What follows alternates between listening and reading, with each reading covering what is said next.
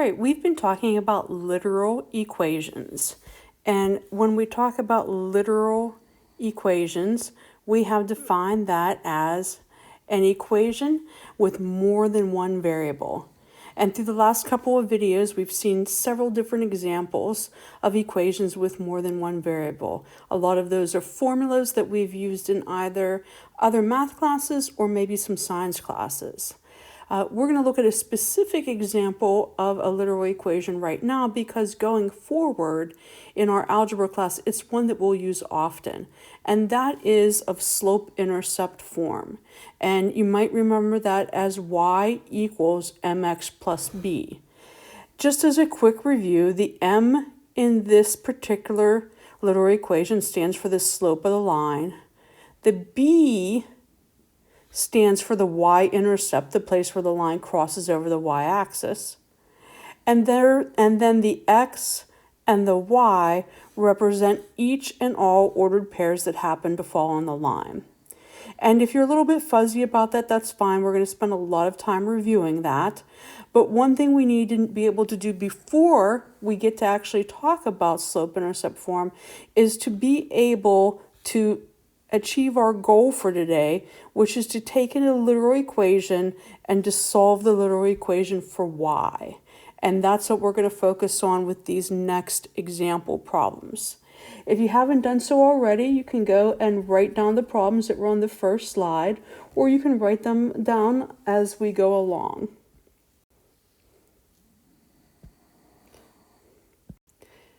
So if we look at the first example here, we have 2x plus y equals -3. And our goal is that we want this y to be isolated. We want y by itself. And so therefore that means that our goal is for this y to be here and everything else to be on the other side. That means I'm going to need to relocate this 2x. And we've talked a lot about inverse operations and what happens to an operation as it crosses over the equal sign. And so first thing I have to do is identify that this is actually a positive 2x. And because there's no sign in front of it, we know that it's implied to be a positive. And so when this is going to go across to the other side, that positive 2x will become a negative 2x. Now, that would mean that it would be gone from this side of the equation, and that the y would be left isolated, which is what we want. Over here now, the negative 2x is overlocated on the right side. This -3 is still here. We drop that down exactly how it is. And so now we've isolated and solved for y, that y is equal to -2x minus 3. Now, if you are comfortable without showing the steps and just thinking it through like that, that's fine. Go ahead and do that. If you are still someone that wants to show that this is subtract 2x and that cancels out, and that what we do to one side of the equation we must do to the other side, except that now over here on this right side of the equation, these are not like terms. This one has an x, this is a constant. And so therefore I can't combine them, and it remains an expression. And so my answer is simply y equals -2x minus 3. Every single one of these problems is a little bit different, but if we think and work with those inverse operations, we can see the similarities. And so if we look at this next one here, we see that here's the y that we are going to solve for, but I also notice this time that there's a negative sign in front of it, and that's going to add an extra step to my problem. So if I look at this, I know that to get y by itself, I'm going to have to first relocate this 3x. And I know that if it's a positive 3x, that the inverse is to subtract 3x, so that it cancels out on this side, and when it relocates to the other side, it becomes a negative 3x. Since I'm trying to combine over here, a negative 3x and a negative 1, and they are not like terms, I cannot combine them. So I simply have to drop them down, the negative 3x minus 1. Now here's where I need to be careful. A lot of times students will leave this as their answer because they will have missed this negative sign in front of the y. And what that really means is there's a negative 1y there. And so therefore, I need to get rid of that negative 1 times y with the inverse operation of dividing by negative 1. And if I divide that term by negative 1, I must divide all terms by negative 1. And that's going to make my answer y equals positive 3x plus 1. And so these two problems, problem 1 and problem 2, what we've really got to be careful about is looking and see, is that a positive y I'm solving for, or is that a negative y that's been given to me and there's that extra added step that I'm going to have to divide by a negative 1.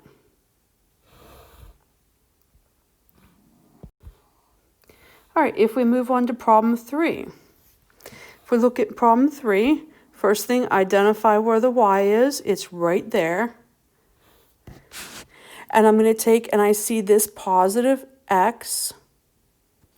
And you're going to determine, are you good with dropping down the 8y and just moving that positive x over the other side, making a negative x? Or are you someone that likes to show that step in between there that says, hey, here's a positive x. I'm going to subtract x. There it goes from that side. And I need to subtract x over here.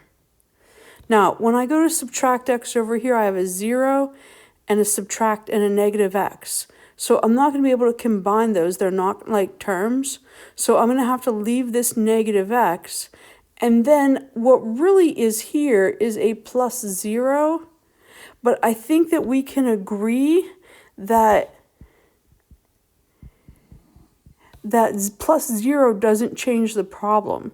And so we can really just have it as 8y equals negative x. Now, if you forget, you put the plus 0 in there, it's not going to, we're going to end up dropping it out in the next step anyway, because our next step is going to be to take, and since it's 8 times y, we're going to divide by 8. The 8 will cancel out here, and I'll be left with a y. Here, I have to know that what's really in front of this is a negative 1 x divided by 8.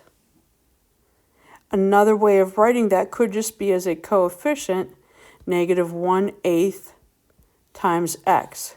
These two mean the same thing.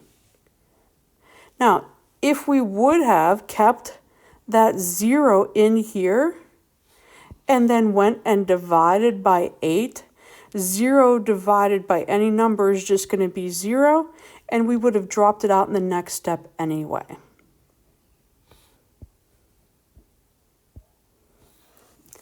All right, if we look at number 4, we have 2x plus 3y equals 21. Here's the y that we want to isolate. So I'm going to start by relocating that positive 2x by doing the inverse operation, which is subtracting 2x. Cancels out from the left side, leaving me with 3 times y. On the right side, I have a negative 2x and a positive 21, which I cannot combine like terms. One has a variable, one is a constant.